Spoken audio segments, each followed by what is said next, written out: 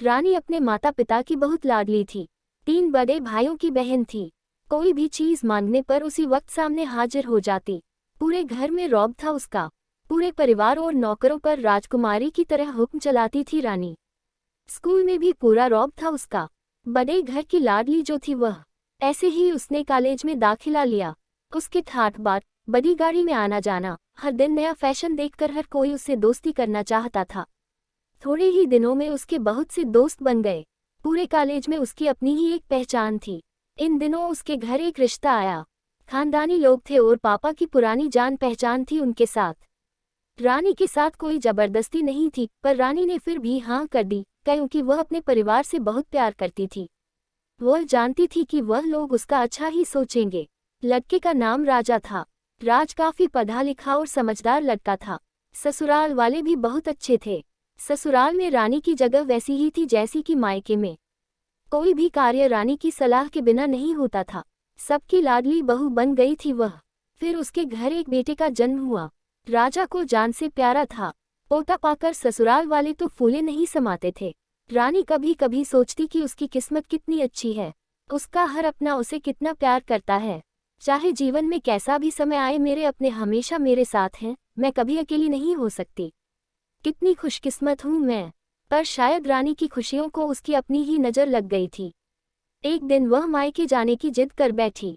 राजा को बहुत काम था, लेकिन वह फिर भी उसे ले गया। रास्ते में उनकी गाड़ी अन्य गाड़ी से टकरा गई। रानी, राजा और राहुल बहुत बुरी तरह से जख्मी हो गए। काफी दिनों के इलाज के बाद राजा और अमित तो ठीक हो गए, लेकिन कविता पूरी तरह ठीक ना हो सकी। सर पर चोट लगने के कारण वह अपनी आंखों की रोशनी खो बैठी। अब कविता की किस्मत जैसे उल्टे पांव चलने लगी। मायके वाले कुछ दिनों तक उसे मिलने आते रहे, फिर कभी कभार फोन ही करके पूछ लेते कि अब कैसी हो। धीरे धीरे ये सिलसिला भी कम हो गया। ससुराल वालों की सहानुभूति भी कम होने लगी। घर में किसी को पास बैठने के लिए कहती तो जवाब मिलता, बहुत काम है, अब तुम भी हाथ नहीं बंटा सकती। राजा भी चिड़चिड़ा हो गया था। बस अमित ही था उसके साथ, जिसके साथ हंसते खेलते उसका वक्त गुजरता। एक दिन रानी के हाथ से कुछ सामान गिर गया, जिसकी वजह से अमित को हल्की सी चोट लग गई। रानी के सास ससुर ने अमित को उससे अलग कर दिया कि कहीं उसके ना देखने की वजह से बच्चे का कोई नुकसान ना हो जाए। कविता अंदर से टूट चुकी थी। एक दिन उसने सबके सामने मायके जाने की इच्छा रखी तो राजा उसे तुरंत मायके छोड़ आया, जैसे कि वह भी यही चाहता था। लेकिन अमित को उसके साथ नहीं भेजा गया। रानी कभी अमित से दूर नहीं रही थी, पर अपनी कमी के कारण उसने ज्यादा बहस नहीं की। रानी को लगा कि वह 3-4 दिन वहां रहेगी तो थोड़ा हवा पानी बदल जाएगा, क्योंकि वह कितने दिनों से कहीं भी बाहर नहीं गई थी। घर वाले भी इतने दिनों बाद उसे देखकर कितने खुश होंगे। रानी के घर पहुंचने पर सब लोग बहुत खुश हुए। खाने में सब कुछ रानी की पसंद का ही बना था।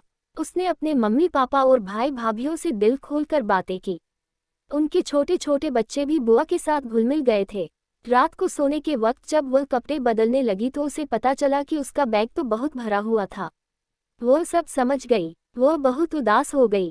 कुछ दिनों तक तो सब ठीक रहा, फिर जैसे सब बदलने लगा। सबका व्यवहार बदल रहा था। वह लोग जैसे थक चुके थे उससे। सब लोग घूमा फिरा कर पूछने लगे कि राजा कब आ रहा है, उसे ले जाने। वह बहाना बना देती, जबकि वह जानती थी कि उस घर में अब उसके लिए कोई जगह नहीं। राजा से चलते वक्त कुछ न कुछ नुकसान हो जाता।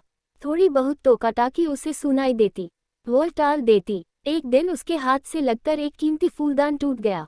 छोटी भाभी ने बहुत हंगामा मचाया। रानी के माता पिता रोज रोज के झमेलों से तंग आ गए थे।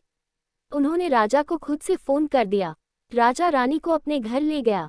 रानी को अपने परिवार वालों से ये उम्मीद न थी। जिस रानी के कहे बिना घर में एक पत्ता भी नहीं हिलता था, उस घर के लिए वह बोझ बन चुकी थी। राजा के साथ ससुराल आते वक्त वह बहुत खुश थी, क्योंकि वह अपने घर जा रही थी, अपने जिगर के टुकड़े अमित के पास। परंतु ये खुशी भी कुछ पल की ही थी। सारा बंदोबस्त पहले ही किया हुआ था। रानी को सीधे ऊपर वाले कमरे में पहुंचा दिया गया। अमित से दूर रहने की सख्त चेतावनी दी गई।